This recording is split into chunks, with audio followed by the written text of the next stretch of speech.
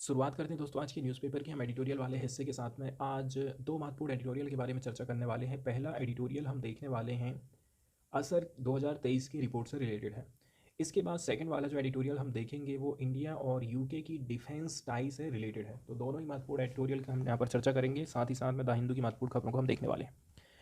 असर 2023 की रिपोर्ट में हमारा जो एजुकेशन सिस्टम है वो कितना सक्सेस हो पाया है, बच्चे अभी पार्टिकुलरली जो सरकारी स्कूल में पढ़ रहे हैं उनके क्या हालात हैं, इसके बारे में ये रिपोर्ट चीज़ों को उजागर करने का काम करती है। असर रिपोर्ट की यदि हम बात करें, ये एक एनुअल रिपोर्ट है। इसका मतलब ये है हर साल यहाँ से हमको डेटा प्राप्त होते हैं। सिटीजन लीड हाउस होल्ड सर्वे है, जिसका उद्देश्य है हमें ये समझना कि क्या जो ग्रामीण क्षेत्र के बच्चे हैं इनरोल हो रहे हैं कि नहीं हो रहे हैं स्कूल में, वो पढ़ाई कर रहे हैं कि नहीं कर रहे हैं, ये चीज़ का डेटा उठा करके देखती है। सन 2005 से हर साल इसका आयोजन किया जा रहा है एंड इसमें जितने भी रूरल डिस्ट्रिक्ट हैं इंडिया के वो सब इसमें आ जाते हैं। ये अपने आप में लार्जेस्ट सिटीजन लीड सर्वे माना जाता है इंडिया का। असर का जो सर्वे रहता है हमको प्रोवाइड करता है एक रिप्रेजेंटेटिव एस्टिमेशन कि भाई कितने लोग स्कूल में दाखिला ले रहे हैं जिनकी उम्र 3 से लेकर के 16 साल है। साथ ही साथ में बेसिक रीडिंग उनको आ रही है कि नहीं आ रही है, बेसिक अर्थमेटिक लेवल में वो कैसे हैं। तो जो बेसिक रीडिंग है और अर्थमेटिक लेवल है ये एज 5 से लेकर के 16 के उम्र के बच्चों के बीच में पता लगाया जाता है, नेशनल लेवल पर, स्टेट लेवल पर एंड डिस्ट्रिक्ट लेवल पर। तो इनरोलमेंट का स्टेटस, साथ ही साथ में बेसिक रीडिंग आ रहा है कि नहीं आ रहा है, अर्थमेटिक लेवल उनका कैसा है, नॉर्मल कैलकुलेशन कर पा रहे हैं कि नहीं कर पा रहे हैं, इसके ऊपर ये चर्चा कर दी है। अब हम सीधे एडिटोरियल की तरफ चलें तो देखिए, इनरोलमेंट हमारे देश में बढ़ रहा है। इसका मतलब ये है लोग अपने बच्चों को दाखिला तो करवा रहे हैं, फिर भी इंडिया का जो एजुकेशन सिस्टम है उसमें गैप हमको देखने को मिलता है और वो बहुत जल्दी भरने वाला नहीं है। पेंडेमिक जब आया था तो उस समय में हर चीज़ प्रभावित हुई थी, बच्चों की पढ़ाई लिखाई भी प्रभावित हुई थी। इसके बाद उसका जो असली असर है ना बोला जा रहा है कोरोना का, अब जा करके यहाँ पर निकल करके सामने आ रहा है। कोरोना के टाइम में क्या हुआ था, बच्चे स्कूल नहीं जाते थे। इसी के साथ ही साथ जब बच्चे स्कूल नहीं जा रहे हैं तो बच्चे बहुत सारी चीज़ें सीख भी नहीं पाए, भूल गए, ज़बरदस्ती उनको पास कराना पड़ गया। कोरोना के टाइम में तो ऐसा हो गया था कि आपको घर में पेपर लिखना है और कॉलेज में स्कूल में ले जा करके जमा कर देना है, ऐसी कंडीशन चलती थी। तो कोरोना का जो मेन असर है बोला जा रहा है कि अब जा करके हमको दिखाई दे रहा है। आगे बोला जा रहा है इस रिपोर्ट को वेडनेसडे के दिन रिलीज़ किया गया था। ये एक प्रकार का सर्वे होता है, ये कंडक्ट कराया जाता है सिविल सोसाइटी ऑर्गेनाइजेशन प्रथम के द्वारा अमंग रूरल स्टूडेंट एज 14 से लेकर के 18। तो ये एक प्रकार से सर्वे है जिसको एक सिविल सोसाइटी ऑर्गेनाइजेशन प्रथम चलाता है। यहाँ पर बोला जा रहा है कि आधे से भी ज़्यादा जो बच्चे हैं वो स्ट्रगल कर रहे हैं बेसिक मैथमेटिक्स में। और basic mathematic a skill they should have mastered in classes 3 to 4, जो कि उनको 3 से 4 में ही सीख लेना चाहिए, लेकिन ये चीज़ भी वो नहीं सीख पा रहे हैं। वहीं हाउस होल्ड सर्वे की बात करें, यहाँ पर क्या क्या चीज़ें हमें पता चल रही हैं। ये अपने आप में फर्स्ट फील्ड बेस्ड सर्वे रहा था जो कि 4 साल में कराया गया है। इसको कंडक्ट कराया गया था 28 डिस्ट्रिक्ट में एंड पूरे 26 स्टेट इसमें शामिल करे गए थे। यहाँ पर हमको कुछ अनुमान मिलता है फाउंडेशनल रीडिंग स्किल का, अर्थमेटिक एबिलिटीज़ का। इसमें 34,745 स्टूडेंट शामिल हुए। कुछ और भी की फाइंडिंग निकल कर के सामने आती हैं, जैसे कि बोला जा रहा है कि लगभग 25% इस एज ग्रुप के जो बच्चे हैं वो क्लास 2 लेवल के टेक्स्ट को भी नहीं पढ़ पाते हैं, उनकी मदर टंग में, उनकी मातृभाषा में तक वो नहीं पढ़ पा रहे हैं। Boys are however better in arithmetic and English reading skill than girl. वहीं लड़कियों से बेहतर काम कौन कर पा रहा है, गणित और अंग्रेजी में बच्चे बेहतर हैं, मतलब लड़के बेहतर हैं लड़कियों से। ओवरऑल देखा जाए 86.8% जो बच्चे हैं 14 से 18 एज ग्रुप के, ये इनरोल्ड हुए हैं एजुकेशनल इंस्टीट्यूशंस में। लेकिन फिर भी यहाँ पर गैप है क्योंकि ये ओल्ड होते जा रहे हैं एज दे ग्रो ओल्डर। जबकि देखा जाए 3.9% जो बच्चे हैं 14 साल की उम्र वाले वो अभी भी स्कूल में नहीं हैं। The figure climb to 32.6% for 18 year old. 18 साल के बच्चों की बात करें तो 32% बच्चे ऐसे हैं जो कि अभी भी स्कूल में नहीं दिखाई दिए हैं। इसके अलावा क्लास 11 की बात करें, हायर एजुकेशन की हम यहाँ पर बात कर रहे हैं, most student opt for humanities. ज़्यादातर बच्चे क्या ले रहे हैं अपना सब्जेक्ट, 11वीं से सब्जेक्ट जब चुनना रहता है तो लोग ह्यूमैनिटीज़ ले रही हैं। लड़कियाँ 28% लड़कियाँ ऐसी हैं जिन्होंने साइंस विषय को चुना है। बॉयज़ 36% ऐसे हैं जो कि साइंस को चुन रहे हैं, मतलब लड़कियों का साइंस में रुचि कम है, लड़कों की ज़्यादा है। और 5.6% मात्र बच्चे ऐसे हैं जिन्होंने वोकेशनल ट्रेनिंग को चुना है या फिर अदर रिलेटेड कोर्स को चुन रहे हैं। प्राइवेट ट्यूशन आज के समय में फैशन बन गया है और ऐसे बच्चों की संख्या तेज़ी के साथ में बढ़ते जा रही है। 2018 में 25% थे, 2022 में इनकी संख्या 30% हो गई है। स्मार्टफ़ोन की बात करें तो स्मार्टफ़ोन का यूज़ तो तेज़ी के साथ में बढ़ रहा है। 90% बच्चे ऐसे हैं जो कहते हैं कि हमारे पास में स्मार्टफ़ोन है और हमको चलाना आता है, लेकिन वो ऑनलाइन सेफ्टी को लेकर के कुछ भी नहीं जानते। खास करके लड़कियां इस मामले में पिछड़ गई हैं। आगे बोला जा रहा है कि यदि बच्चा सिंपल कैलकुलेशन तक ना कर पाए, जोड़ना घटाना तक ना कर पाए, रीड ना कर पाए, तो ये काफ़ी बड़ी समस्या है। इसका मतलब ये है कि हमारा जो एजुकेशन सिस्टम है इसमें अभी सुधार करने की ज़रूरत है। करेक्टिव मेजर्स हमें अपनाने पड़ेंगे। नेशनल एजुकेशन पॉलिसी 2020 सरकार लेकर के आई थी। उसने बोला था कि हम टॉप प्रायोरिटी देने वाले हैं, यूनिवर्सल फाउंडेशनल लिटरेसी प्रोवाइड करेंगे, न्यूमरेसी प्रोवाइड करेंगे स्कूलों में 2025 तक। सरकार ने निपुण भारत मिशन लॉन्च किया था। ठीक है, तो रिपोर्ट ये कहती है कि जितने भी जो स्टेट हैं उन्होंने मेजर पुश किया है फाउंडेशनल लिटरेसी में, न्यूमरेसी में, निपुण भारत मिशन के अंतर्गत। लेकिन नंबर जो बताते हैं, in a diverse and vast country such as India there is a lot of catching up to do. अभी भी बहुत कुछ करना बाकी है। हालांकि जो इनरोलमेंट बढ़ रहा है ये काफ़ी अच्छी बात है। ठीक है, that await the student after they finish the compulsory school cycle class 8 is not all the rosy, sometime because they are simply not able to cope with ambitious curriculum set for the higher secondary level। अब पढ़ाई तो कर ले रहे हैं लेकिन उनका जो कोर्स है वो कंप्लीट तक नहीं हो पा रहा है, ऐसी यहाँ पर हमको जानकारी मिलती है। इसके बाद वाला जो एडिटोरियल है वो भारत और यूनाइटेड किंगडम की रिलेशनशिप को बताता था। पार्टिकुलरली यहाँ पर हम डिफेंस टाइज की बात करेंगे। डिफेंस टाइज में भी हम नेवी की बातचीत यहाँ पर करने वाले हैं। अभी हाल फिलहाल में देखा जाए, डिफेंस मिनिस्टर राजनाथ सिंह ने रिसेंटली विजिट किया था यूनाइटेड किंगडम का, और ये जो चीज़ है लगभग हमें 22 साल में देखने को मिली है। 22 साल के अंतराल में ऐसा हुआ है और इसी के साथ में ही कुछ अपॉर्चुनिटीज़ आ गई हैं। यदि पिछले 20 साल में जो चीज़ हमें नहीं मिली वो हो सकता है कि अब अपॉर्चुनिटी के तौर पर हमको मिल जाए। ब्रिटिश के पास में भी ये मौका है, ब्रिटिश गवर्नमेंट के पास में, कि वो अपनी जो पॉलिसी है उसको रीओरिएंट करें, चाइना से इंडिया की तरफ, पाकिस्तान से इंडिया की तरफ। तो जो चाइनीज़ मिलिट्री पावर है and particular it's expansion into Indian ocean, China अपनी नेवी को तेज़ी के साथ में मजबूत करते जा रहा है, पार्टिकुलरली इंडियन ओशियन में। इसलिए यदि उसको काउंटर करना है तो यूनाइटेड किंगडम हमारी काफ़ी मदद कर सकता है। और वैसे भी चाइना के साथ में उनको भी प्रॉब्लम है, हमको भी प्रॉब्लम है, इसलिए यूनाइटेड किंगडम हमारी मदद कर सकता है, जिसके चलते चलते इंडिया प्रभावित हो रहा है। साथ ही साथ में सी लाइंस ऑफ कम्युनिकेशन प्रभावित होती है, on which the UK depend, जिसके ऊपर यूनाइटेड किंगडम डिपेंड करता है। तो कुल मिलाकर के ब्रिटेन की सरकार को भी एक अपॉर्चुनिटी मिल रही है कि आप रीओरिएंट करिए अपनी स्ट्रेटजिक प्रायोरिटीज़ को। राजनाथ सिंह की तरफ से जो विजिट करी गई है यहाँ पर मेनली फोकस किया गया है इंडियन नेवी के ऊपर। इंडियन नेवी की बात करें तो इंडियन नेवी के पास में बहुत सारी कैपेबिलिटीज़ रिलेटेड ज़रूरत है, ताकि जो हमारी शॉर्टफॉल है सर्विस में जो हम फेस कर रहे हैं, पार्टिकुलरली यदि हम चाइना की आर्मी से तुलना करें तो उसको, उस गैप को यहाँ पर फिलअप करने की बात करी जाती है।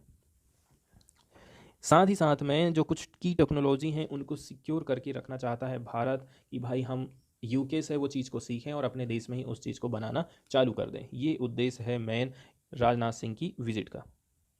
और साथ ही साथ में यूनाइटेड किंगडम की जो पोजीशन है अभी देखा जाए ना, तो वो हेल्प कर सकता है इंडियन नेवी की टेक्नोलॉजिकल गैप को चाइना की यदि हम तुलना करें तो।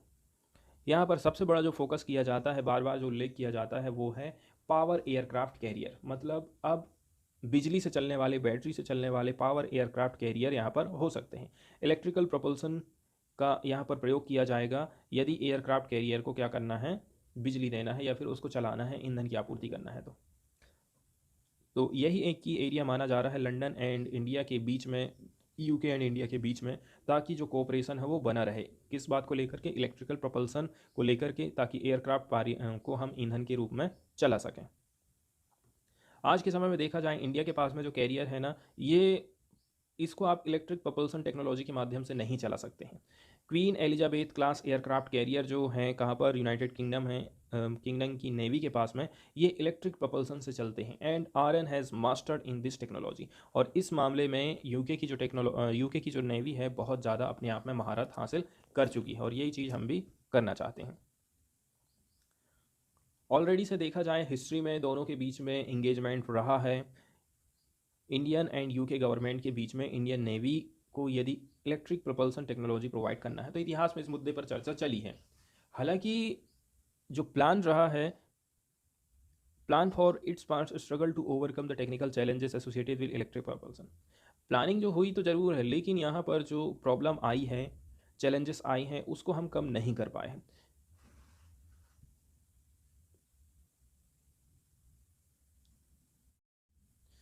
वहीं अगर हम इसके फ़ायदे को लेकर के बात करें ना, तो देखिए इलेक्ट्रिक propulsion का इस्तेमाल करके बहुत सारे फ़ायदे हमको हो सकते हैं। पहली बात तो ये है, हो सकता है कि हम इससे जो उड़ान भर रहे हैं या जो अपनी नेवी को चला रहे हैं, इंडियन नेवी को यदि हम चला रहे हैं, वहाँ पर कोई जहाज़ चलाया जा रहा है, ठीक है, उस जहाज़ की जो कीमत है चलाने की, उसको हम कम कर सकते हैं। साथ ही साथ में बोला जा रहा है कि जो एकाउस्टिक सिग्नेचर है उसको हम लो कर सकते हैं। मतलब कहीं कोई जहाज़ जा रहा है तो किसी को साउंड का पता ही ना चले, ऐसी टेक्नोलॉजी इसके माध्यम से भी हम डेवलप कर सकते हैं। यहाँ पर जो एकाउस्टिक सिग्नेचर का बार बार उल्लेख किया जा रहा है, तो ये एक प्रकार से देखा जाए, ये एक कॉम्बिनेशन है एकाउस्टिक इमिशंस का साउंड एमीटर से। साउंड एमीटर से जो एकाउस्टिक ध्वनि से रिलेटेड चीज़ें उत्पन्न हो रही हैं उसके बारे में बताया जाता है, जैसे कि सबमरीन एंड शिप की हम बात करते हैं। साथ ही साथ बोला जा रहा है कि यहाँ पर कुछ एडेड एडवांटेज भी हमको मिल सकते हैं इन्हेंस्ड इलेक्ट्रिकल पावर जनरेशंस के, ताकि हम सब सिस्टम में भी इसका यूज़ कर सकें। मेजर वारशिप में हम यूज़ कर सकते हैं, इंडियन नेवी के सरफेस फ्लीट को भी हम इलेक्ट्रिक से चला पाएंगे। India UK electric propulsion capability partnership की यहाँ पर अब बात करी जाती है। इस्टेब्लिशमेंट होने वाला है भारत और यूके के बीच में जॉइंट वर्किंग ग्रुप, और इसी का नाम रखा गया है India UK electric propulsion capability partnership.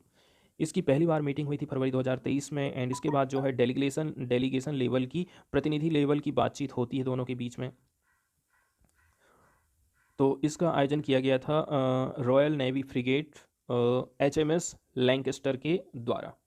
यहाँ पर इसका डिस्कशन किया जाता है, जो कि पोर्ट बनाने का काम की थी कोच्चि में मार्च के महीने में लास्ट ईयर।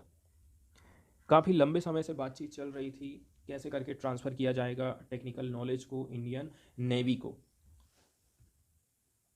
आगे बोला जा रहा है कि नवंबर 2023 के महीने में इंडिया और यूके के बीच में इलेक्ट्रिक propulsion कैपेबिलिटी पार्टनरशिप की मीटिंग फिर से होती है, ताकि डिस्कशन किया जा सके क्या क्या पॉसिबिलिटी है इंडियन नेवी के फ्यूचर वारशिप में, ताकि हम इनको इंटीग्रेट कर सकें इलेक्ट्रिक propulsion टेक्नोलॉजी के माध्यम से।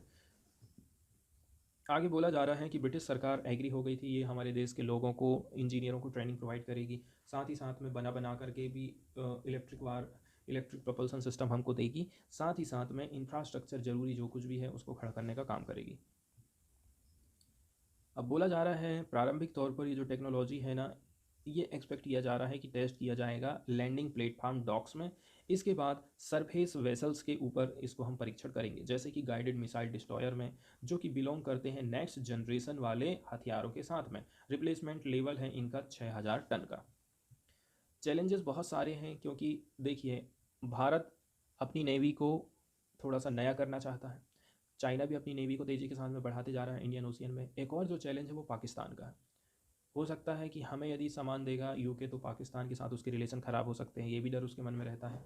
सेकंड नंबर की बात चाइना है, चाइना की प्रेजेंस बढ़ती जा रही है इंडियन ओशियन में। तीसरे नंबर की जो प्रॉब्लम है वो यूके के जो खालिस्तानी लोग हैं, वो शायद इससे खुश नहीं हो सकते हैं इस टाई से। इसके बाद पहली जो न्यूज़ हम डिस्कस करेंगे, ये वाली न्यूज़ गल्फ़ ऑफ अडेन, अदन की खाड़ी से रिलेटेड आई है। अब जो अदन की खाड़ी है, यहीं से होते हुए ही आप कहाँ जाएंगे, रेड सी जाएंगे, और आपका माल यहाँ से होते हुए स्वेज कैनाल जाएगा, स्वेज कैनाल से मेडिटेरियन सी जाएगा, मेडिटेरियन सी से फिर आप उधर अमेरिका के किनारे किनारे माल भेज सकते हैं, यूरोप माल भेज सकते हैं, फ्रांस माल भेज सकते हैं। ये सब कब संभव है, जब आप गल्फ़ ऑफ अडन जाते हैं, अडेन जाते हैं। अब गल्फ़ ऑफ अडेन जो है, देखिए अरब सागर की पानी की एक शाखा है, या फिर आप बोल सकते हैं इंडियन ओशियन की एक शाखा है, जो कि लेफ़्ट की तरफ में गई है, पश्चिम की तरफ में गई है, और आगे यहीं से आपको देखेंगे बाब अल मंडेब जल संधि है, यहाँ से होते हुए आपके जहाज़ गुजरते हैं और रेड सी की तरफ में जाते हैं। तो देखा जाए गल्फ़ ऑफ अडेन में अभी हाल फिलहाल में, तो ये न्यूज़ में रहा है, क्योंकि navy helps drone hit cargo vessel in Gulf of अडेन। Navy की तरफ से कुछ हेल्प करी जा रही है ऐसे वेसल्स को जो कि प्रभावित हो रहे हैं वार से। अभी देखा जाए यहाँ पर जो हूदी विद्रोही है ना, वो लोग यहाँ के जहाज़ों को लूटने का काम, बम से उड़ाने का काम, ड्रोन से हमले करने का काम तेज कर दिए हैं। तो जो नेवी का डिस्ट्रॉयर है INS Visakhapatnam responded to a distress call by Marshall Island flagged merchant vessel MV Genco Picardy following a drone attack in Gulf of Aden on Wednesday night. तो जब हमला हुआ उस समय में हमारी तरफ से बोला गया कि हमारी तरफ से तो ये जो जहाज़ है ना ये हेल्प करेगा। तो बोला जा रहा है कि जो INS विशाखापट्टनम है ये एंटी पायरेसी पेट्रोलिंग करने का काम कर रहा है कि यहाँ पर कोई डाकू लोग, लुटेरे लोग कोई लूटा पट्टी ना करें, ड्रोन हमले ना करें, इसके लिए यहाँ पर पेट्रोलिंग का काम चालू किया गया है INS विशाखापट्टनम के द्वारा। एंड इसको एक्नॉलेज किया गया है the distress call and intercepted the vessel on 18 January to provide assistance. और डिमांड करी जाती थी कि भाई थोड़ी बहुत सहायता किया जाए। MV जेनको पिकार्डी, इसमें 22 क्रू थे, 9 इंडियन थे। Reported nil casualties and fire is under control. हालांकि हमला जो हुआ था ये वाले MV जेनको पिकार्डी में 22 इसमें क्रू थे, 9 तो इसमें इंडियन थे। हमले बंद कर दिए गए हैं और किसी के भी घायल होने की खबर अभी तक नहीं आई है।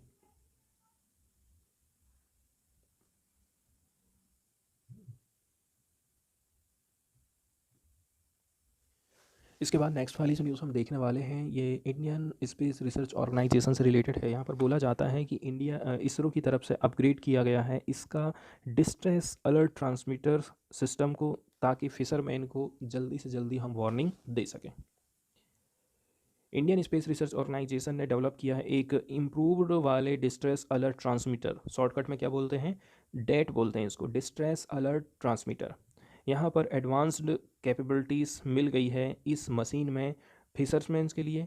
8 sea to send emergency message from boat. इसमें इमरजेंसी के टाइम में जैसे साइक्लोन आने वाला है, बाढ़ आने वाली है, तूफान आने वाला है, तो उस समय में अलर्ट सिस्टम उनको भेजा जा सकता है इनकी बोट से। तो जो पहला वर्जन था DAT का वो ऑपरेशनल रहा है सिंस 2010 से ही, using which message were sent through a communication satellite. इसमें जो मैसेज भेजा जाता है वो कम्युनिकेशन सैटेलाइट के माध्यम से भेजा जाता है एंड रिसीव किया जाता है एक सेंट्रल कंट्रोल स्टेशन, मतलब इंडियन मिशन कंट्रोल सेंटर में, जहाँ पर ये जो अलर्ट सिग्नल है इसको डिकोड किया जाता है ताकि आइडेंटिटी के लिए and location of the fishing boat, पहचान करना, उनकी लोकेशन का पता लगाना, ये सारे काम यहाँ पर होते हैं। इसके बाद बोला जा रहा है कि ये जो इन्फॉर्मेशन है आगे फॉरवर्ड करी जाती है मैरीटाइम रेस्क्यू कोऑर्डिनेशन सेंटर को। अब पता लगा लिया है कि भाई यहाँ यहाँ इनकी लोकेशन है, अब जानकारी भेज दी गई है मैरीटाइम रेस्क्यू कोऑर्डिनेशन सेंटर को, और ये है under the Indian coast guard. किसके अंडर में है, ICG के अंडर में है। अब इस इंफॉर्मेशन को भेजते हुए MRCC कोऑर्डिनेट करती है to undertake search and rescue operation to save the fisherman in distress. ऐसे लोग जो कि फंस गए हैं मजबूरी में, उन लोगों को बचाने का काम करेगी, उन लोगों का पता लगाने का काम किया जाएगा MRCC के द्वारा। बोला जा रहा है कि आज के समय में 20,000 से भी ज़्यादा डेट्स का यूज़ किया जा रहा है। एडवांस फीचर इसमें लगाए गए हैं। टेक्नोलॉजिकल डेवलपमेंट का फ़ायदा उठाते हुए जो सैटेलाइट कम्युनिकेशन में आज के समय में डेवलपमेंट हो रहे हैं, सैटेलाइट नेविगेशन में हो रहे हैं, इसरो ने इम्प्रूव कर दिया है अपने DAT सिस्टम को। एडवांस कैपेबिलिटीज़ हैं एंड फीचर हैं evolving to second generation date, second generation की डेट के फीचर इसमें लाए गए हैं। इसको बोला जा रहा है DAT-SG। इसमें बोला जा रहा है कि ये जो नया सिस्टम है इसमें कुछ खास बात है ताकि हम जो एक्नॉलेजमेंट है उसको सेंड बैक कर सकें to the fisherman who activate the distress alert from sea. जो कि वहाँ से अलर्ट मैसेज भेजेंगे ना, जैसे मैं वहाँ पर फंसा हुआ, मैंने अलर्ट मैसेज भेज दिया हूँ। अब ये जो सिस्टम आया है कैसे करके आया है, इसमें कुछ नयापन लाए हैं। मतलब मशीनों में ये चीज़ लगा दी गई है कि आप भी अलर्ट मैसेज भेज सकते हैं जिससे आपकी लोकेशन का पता चल सके। इससे वो जो फिशरमैन है उसको भरोसा हो जाता है रेस्क्यू कमिंग टू हिम, उसको पता चल जाएगा कि अब रेस्क्यू ऑपरेशन चालू हो गया है। इसके बाद अगली जो न्यूज़ देखने वाले हैं ये हमारे एजुकेशन सिस्टम में फिर से कुछ नए सुधार लाने को लेकर के, पार्टिकुलरली हमारे जो कोचिंग सेंटर चल रहे हैं उनको लेकर के केंद्र सरकार की तरफ से कुछ दिशा निर्देश जारी किए गए हैं। इसमें केंद्र सरकार का कहना है कि हमने कुछ फ्रेश गाइडलाइन जारी किए हैं जिसके अंतर्गत अनिवार्य कर दिया है कोचिंग सेंटर्स को कि आप उन बच्चों को ही इनरोल कर पाएंगे जिन्होंने 16 साल की उम्र कंप्लीट कर लिया है और पास्ड सेकेंडरी स्कूल एग्जामिनेशन। मतलब ऐसे बच्चे ही कोचिंग जा सकते हैं जिन्होंने 10वीं कक्षा पास कर ली है और जिनकी उम्र 16 साल से ज़्यादा है। अभी क्या होता है, आज के टाइम में बच्चा पैदा होता ही है इधर उधर थोड़ा बहुत बोलना चालना चालू कर देता है और सीधे ट्यूशन भेजना चालू कर देते हैं। अब ये चीज़ पॉसिबल नहीं हो पाएगी यदि नियम कानून के हिसाब से देखा जाए तो। सरकार का कहना है 16 साल से कम उम्र के बच्चे को आप इनरोल नहीं कर सकते हैं। साथ ही साथ में केंद्र सरकार ने मना कर दिया है कि आप मिसलीडिंग प्रॉमिस नहीं कर सकते हैं रैंक को लेकर के, मार्क को लेकर के कॉम्पिटिटिव एग्जाम में, कि हम आपको अच्छी रैंक दिलाएंगे, हम आपको अच्छे नंबर दिलाएंगे। ये जो गाइडलाइन है इशू किए गए हैं एजुकेशन मिनिस्ट्री के द्वारा, एंड यहाँ पर कुछ प्रायर रजिस्ट्रेशन जैसी ज़रूरत के बारे में बोला जा रहा है कि आपको उस पहले रजिस्ट्रेशन की ज़रूरत पड़ेगी। While centre already running need to register fresh within 3 month of the date of roll out. अभी दिशा निर्देश जारी हुए हैं ना, सरकार कह रही है कि आपके पास 3 महीने का टाइम है, आप रजिस्ट्रेशन करिए। और जाहिर सी बात है, रजिस्ट्रेशन करेगी तो सरकार के पास में बहुत सारी जानकारी फिर आने वाली है।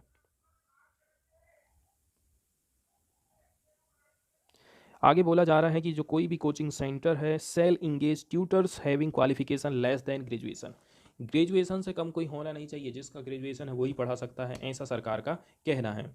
इसके बाद कोचिंग सेंटर की एक वेबसाइट होगी and with updated detail of qualification of tutor. यहाँ पर शिक्षकों की क्वालिफिकेशन के बारे में जानकारी होगी, कोर्स क्या क्या आप पढ़ा रहे हैं, ड्यूरेशन क्या रहेगा, हॉस्टल की फैसिलिटीज़ कैसे रहेगी, एंड फीस बीइंग चार्ज। एक बात और कही गई है कि कोचिंग सेंटर को कुछ स्टेप लेने पड़ेंगे mental well being of student को लेकर के, क्योंकि बहुत सारे जो स्टूडेंट पढ़ाई करने जाते हैं वो आत्महत्या कर लेते हैं। साथ ही साथ में कुछ जो गाइडलाइन डिटेलिंग है framework on mental wellbeing come against backdrop of student suicides in coaching hub Kota 2023 में बहुत सारे बच्चों ने सुसाइड किया था, उसी को लेकर के ये चीज़ सामने आई है। बोला जा रहा है कि फीस भी आप जो लोगे वो फेयर एंड रीजनेबल होना चाहिए एंड रिसीव्ड आपको दिया जाएगा। बोला जा रहा है यदि कोई स्टूडेंट ने कोर्स को फुल पेड कर दिया है and is leaving the course in middle of the prescribe period, a student will be refunded out of the fees deposit earlier for the remaining period on a pro rata basis within 10 days. 10 दिन के भीतर मुझे मेरी fees वापस मिल जाएगी। तो ये तो बहुत ही बढ़िया कदम उठाए गए हैं केंद्र सरकार की तरफ से। कभी कभी क्या होता है, बड़ी बड़ी कोचिंग संस्थान आप चले जाते हैं, पसंद नहीं आया तो बीच में छोड़ना पड़ जाता है। वैसे में कोचिंग इंस्टीट्यूशन क्या काम करते हैं, आपके पैसा वापस नहीं करते। अब सरकार कानून लेकर के आई है जिसके माध्यम से आपकी फ़ीस जो है वापस हो जाएगी। इसके बाद वाली जो न्यूज़ डिस्कस करने वाले हैं ये इंडिया और सॉरी चाइना और इंडोनेशिया की रिलेशनशिप को बताती है। चाइना की तरफ से फंड प्रोवाइड किया जाएगा निकल हब को इंडोनेशिया में, लेकिन यहाँ के जो रिसोर्सेस हैं उनके ऊपर खतरा हो सकता है। निकल प्रोसेसिंग हब कहाँ पर है, ईस्टर्न इंडोनेशिया में। इसको सहायता दी जा रही है चाइनीज़ कंपनीज़ के द्वारा।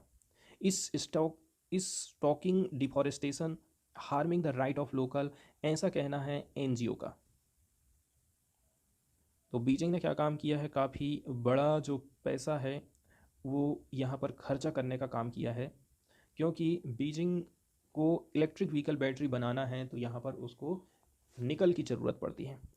इलेक्ट्रिक व्हीकल्स अभी धीरे धीरे करके पॉपुलर होते जा रहे हैं। यहाँ पर ह्यूज रस हो रही है वर्ल्ड लीडिंग निकल प्रोड्यूसर इंडोनेशिया की तरफ रिसेंट ईयर में bye domestic and foreign companies. न केवल इंडोनेशिया बल्कि अदर जो कंपनीज है वो भी यहाँ आ रही हैं और सोच रही हैं कि यहाँ से कैसे करके हम निकल को निकाल सकते हैं, प्रोसेस कर सकते हैं।